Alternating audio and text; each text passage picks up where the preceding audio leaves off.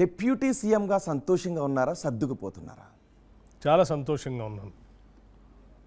ఎందుకంటే మా అందరి ఆలోచన తెచ్చుకున్న తెలంగాణ రాష్ట్రంలో కాంగ్రెస్ ప్రభుత్వాన్ని తీసుకొని వచ్చి ఈ రాష్ట్ర ప్రజల లక్ష్యాలు నెరవేర్చాలన్నదే కాంగ్రెస్ పార్టీ యొక్క ప్రధాన లక్ష్యం, మా అందరి లక్ష్యం. ప్రభుత్వం వచ్చింది కాంగ్రెస్ది, అందులో నేను ప్రధాన భూమిక పోషించేటువంటి ఉప ముఖ్యమంత్రి పదవి వచ్చింది. లక్ష్యాలు నెరవేర్చడానికి కావాల్సిన ఆర్థిక శాఖ ఉంది, ఇంకెంతకంటే కావాల్సింది ఉంది. చాలా సంతృప్తిగా ఉంది. అయితే 6 నెలలు వెనక్కి వెళ్ళాలని అనుకుంటున్నాను. ఆ రోజు ఫలితాలు వచ్చిన తర్వాత అందరూ శంషాబాద్ దగ్గర హోటల్లో ఉన్నారు, రేవంత్ రెడ్డితో సహా. మీరు ఉత్తమ్ కుమార్ రెడ్డి ఢిల్లీలో ఉన్నారు. ముఖ్యమంత్రి పదవి కావాలి అని అధిష్టానంపై ఒత్తిడి తీసుకొచ్చారు. ఏం జరిగింది ఢిల్లీలో? చాలా ఊహాగానాలున్నాయి, మీరే సమాధానం చెప్పాలి దానికి. ఇందులో ఊహాగానాలు ఏం లేవు.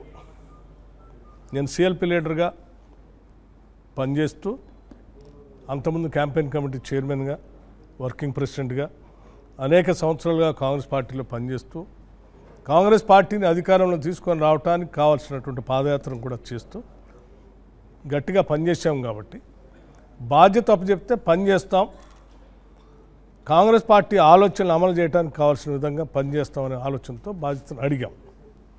కానీ పార్టీ ఒకసారి నిర్ణయం తీసుకొని బాధ్యతలు ఎవరెవరు ఏం చేయాలని నిర్ణయం చేసిన తర్వాత ఆ సమస్యల పరిష్కారం చేయడం కోసం మాకు అప్పచెప్పిన బాధ్యతలను సంపూర్ణంగా పనిచేయటమే మా ముందున్నటువంటి ఏకైక లక్ష్యం. దాంతో ముందుకెళ్తా ఉన్నాం, తృప్తిగా కూడా ఉన్నాం. అంటే మనసులో సీఎం కావాలనే కోరిక ఉందా లేదా?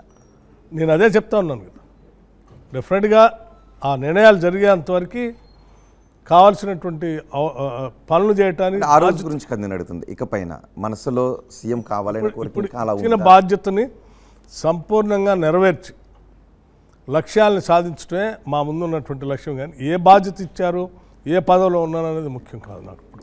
ఓకే, కాంగ్రెస్లో ఎప్పుడూ లేని ఒక ఐక్యత ఇప్పుడు కనిపిస్తుంది. నిజంగా కాంగ్రెస్ ఐక్యతతో ఉందా, ఐక్యత నటిస్తున్నారా? కాంగ్రెస్ ఐక్యతలో ఉండటానికి కారణం కాంగ్రెస్ నాయకుల సర్దుకు వెళ్ళిపోతుందనమా, రేవంత్ రెడ్డి గొప్పతనమా?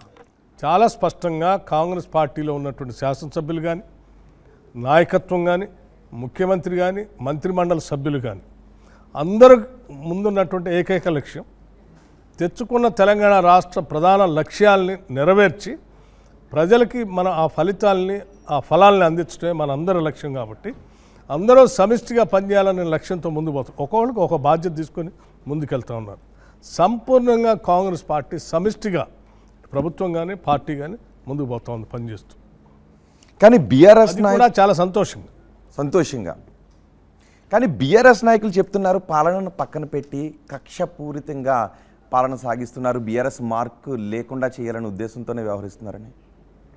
బీఆర్ఎస్ మార్క్ అంటే రాష్ట్రాన్ని 7 లక్షల కోట్లతో అప్పులో ముంచటం. బీఆర్ఎస్ మార్క్ అంటే పవర్ సెక్టార్కి సంబంధించి 1,10,000 కోట్లకి అప్పులు తీసుకురావటం. బీఆర్ఎస్ మార్క్ అంటే ఈ రాష్ట్రంలో ఉన్నటువంటి నిరుద్యోగ యువతకు ఉద్యోగ అవకాశాలు కల్పించాల్సిన పరిస్థితుల్లో ఒక్క ఉద్యోగం కూడా కల్పించకుండా నిరుద్యోగ యువకుల్ని గాలికి వదిలేయటం.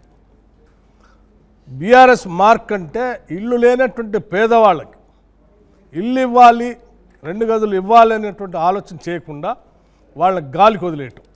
బీఆర్ఎస్ మార్క్ అంటే ఇచ్చినటువంటి ఏ ఒక్క హామీని అమలు చేయకుండా ఈ రాష్ట్రంలో ఉన్నటువంటి సంపదను ప్రజలకు పంచకుండా కేవలం వాళ్ళు దోచుకోవటమే బీఆర్ఎస్ మార్క్. 10 సంవత్సరాల పాలన నిజమే.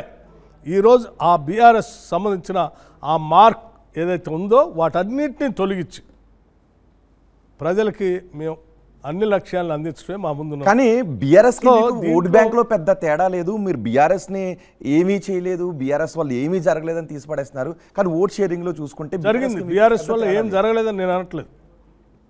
బీఆర్ఎస్ వల్ల జరిగింది. 1 కాళేశ్వరం, 2 యాదాద్రి, 3 భద్రాద్రి. ఇవే మన కళ్ళకు కనపడేవి స్పష్టంగా. రాష్ట్ర ప్రభుత్వం 7 లక్షల కోట్లతో తీసుకొచ్చిన అప్పులతో స్పష్టంగా మనకి భౌతికంగా కనపడే ఈ 3. ఈ 3లో కాళేశ్వరం ఏం జరిగిందో మీ అందరూ తెలిసింది.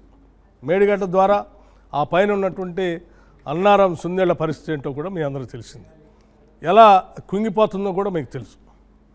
అట్లాగే భద్రాద్రి పవర్ ప్రాజెక్టు సంబంధించి దేశమే కాదు ప్రపంచం మొత్తం కూడా వదిలేసినటువంటి టెక్నాలజీని సబ్ క్రిటికల్ టెక్నాలజీ తీసుకొచ్చి ఈరోజు రాష్ట్రం మీద పెనుభారంగా మార్చింది. దాదాపు 30 ఏళ్ళు దాని భారం భరించాల్సిన పరిస్థితి వచ్చింది.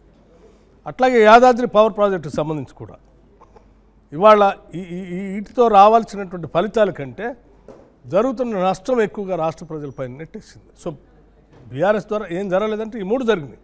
ఈ 3 వల్ల రాష్ట్ర ప్రజలకు ఏమైనా ఫలితాలు వచ్చినాయి అంటే ఏమొచ్చిందో కూడా మీకు స్పష్టంగా ఈరోజు అర్థమవుతుంది. ప్రజలు కూడా చూస్తూనే ఉన్నారు. అసలైన తొలి వెలుగు. ఫాలో వాట్సాప్ @తొలి వెలుగు అఫీషియల్.